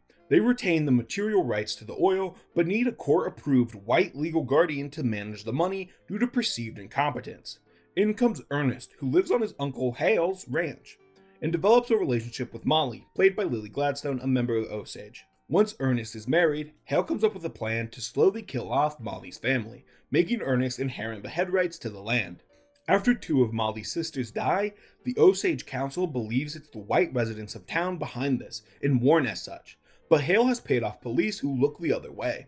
A representative of the tribe goes to Washington, D.C. to lobby for support, but is murdered. Molly, who is largely bedridden due to severe diabetic, hires a PA who is ran off. Molly eventually makes a trip to D.C. to seek help from President Calvin Coolidge. The FBI does intervene here, finding Molly almost dead, and plead with Ernest to help them put Hale behind bars. He finally agrees after a daughter of his dies. Molly finds out Ernest had been poisoning her insulin and leaves him. Then we see a modern day radio show with Scorsese being the one to voice it, recounting the story, being told how many of the murders went unsolved and unpunished due to a lack of evidence and hung juries. Ernest and Hale did receive lifetime sentences, but got early paroles, despite Osage pushback. Molly later dies due to diabetic-related causes, buried next to her sisters, mother, and their family, with no mention of the Osage murders. Finally, we close with a shot of modern-day Osage dancing, a reminder the tribe and people are still around. I love that Martin Scorsese told this story, and I'm glad he took his time to tell it thoroughly. This could not have been cut down. For someone like Martin to tell this story ripping apart our past means something. For the greatest of all time to attach his name to a project exposing the ugly past of this nation is powerful. It educated so many people on the tragedy that happened to the Osage people, and it is a start to people getting to tell their story. I hope more Osage people, all natives, and all minorities get a chance to tell their story coming out of this. I hope this does legitimate good, and I will continue to be there for Lily Gladstone's career. This is one of those few movies I had watched before I did this dive, and the first time I thought it was fine. My main complaint is that this wasn't Martin's story to tell. It was the Osage members to tell. But I now realize how wrong that take was. White people need to discuss this. And even if I would have preferred a movie more centered on the Osage, by the Osage, it doesn't invalidate this movie. This is phenomenally crafted from the ground all the way up. I didn't give this movie the respect it deserved my first time around. It's so good at making me feel what it wants me to. A building tension that never lets up. There is one scene that is the pinnacle of this movie. It's when Molly returns home after her trip to DC. She gets off the train and is met with overwhelming hostility and anger. She is treated violently for daring to exist, and the tension is palpable. I was glued to the screen during this time. Unbelievable filmmaking, and maybe the one scene I'd point to when crediting Martin as one of the best ever. Time to talk about the performances and characters. De Niro was great, a reminder of what he is capable of. Brendan Fraser stood out as awful, even more on the second watch. Then we have Leo. This isn't my favorite Leo performance. He was really pouty at times and I don't think it fit. His character was also in an odd middle point. The movie sometimes paints him as a man just being manipulated. He loves his family and is incompetent. He doesn't know any better. He has to commit genocide alongside his uncle. And I don't really like that. It almost gives him an excuse. Ernest is still painted as a monster, but one that was made? Nah, he was just always a monster, incompetence aside. There isn't an excuse for what he does, and I don't love parachuting that in for him. Then we also have Lily Gladstone, who is just amazing as Molly. She was all I could think about coming out of this the first time, and her performance holds up and is arguably better the second. It's undeniable how good she is. In my own award show, I didn't give her Best Actress, but the competition was so strong that year, I do wish she got the Oscar over Emma Stone. But I'm a little conflicted over Molly's character as a whole. She oscillates between competent and strong, and naive and dumb. I think they needed to just pick a lane and stick to it. They show Molly isn't dumb, but then she is so oblivious to everything going on around her. She hires the PA knowing something is up, but doesn't look into his disappearance? Why wouldn't she look into her PA skipping town without warning? She realizes the insulin is poison. But why can't she figure out her husband and uncle-in-law are systematically killing her entire family? Molly has this spotty characterization that I don't love. I would have also liked for the relationship between Molly and Ernest to mean something. They have such little chemistry together, and Molly has no reason to care about Ernest. It leaves me questioning why Molly isn't seen through his bullshit. If she was presented as love-struck, I could see it. But they just don't give me any reason as to why they love each other. I understand there is a risk of humanizing Ernest with that, but they did that anyway by making him look like a buffoon. I have so many thoughts on this upon a rewatch, and still have my problems with it, but it resonated with me so much more. It's a thematically rich, meaningful movie that hopefully makes waves in Hollywood for years to come. This is late stage Martin at his best and most thought-provoking. I'm looking forward to his next movie so much. I'm going to do a quick ranking of the 26 movies and then wrap up. 26, Boxcar Bertha. 25, Who's That Knocking at My Door? 24, The Age of Innocence. 23, Hugo. 22, Shutter Island. 21, The Irishman. 20, Kundun. 19, Bringing Out the Dead. 18, Raging Bull. 17, Cape Fear. 16, Mean Streets. 15, Gangs of New York. 14, Alice Doesn't Live Here Anymore. 13, After Hours. 12, Taxi Driver. 11, Casino. 10. The Last Temptation of Christ. 9. The King of Comedy. 8. The Aviator. 7. Silence. 6. Killers of the Flower Moon. 5. The Color of Money. 4. Goodfellas. 3. New York, New York. 2. The Wolf of Wall Street. 1. The Departed. Now I have to try and wrap up this video in some satisfying kind of way. I have to take 20,000 words explaining a man's career and sum it up. Well, I love Martin in many of the movies he has made. Even most of the movies I don't love have a lot of interesting components to discuss. He's a film icon for a reason. I will keep coming back to this filmography. I had a blast diving in, dissecting, and reviewing these movies. After everything, I don't think he's the best ever. Top 5 probably, but he doesn't have as many top tier movies comparing him to Takahata, Linklater, or Chazelle. What he does have is a consistently great filmography and clear skills behind the camera. If you made it to this part, I have to assume you enjoyed the video. It would be greatly appreciated if you subscribed first and foremost, but liking and commenting would also be great. Thank you for getting this far and watching.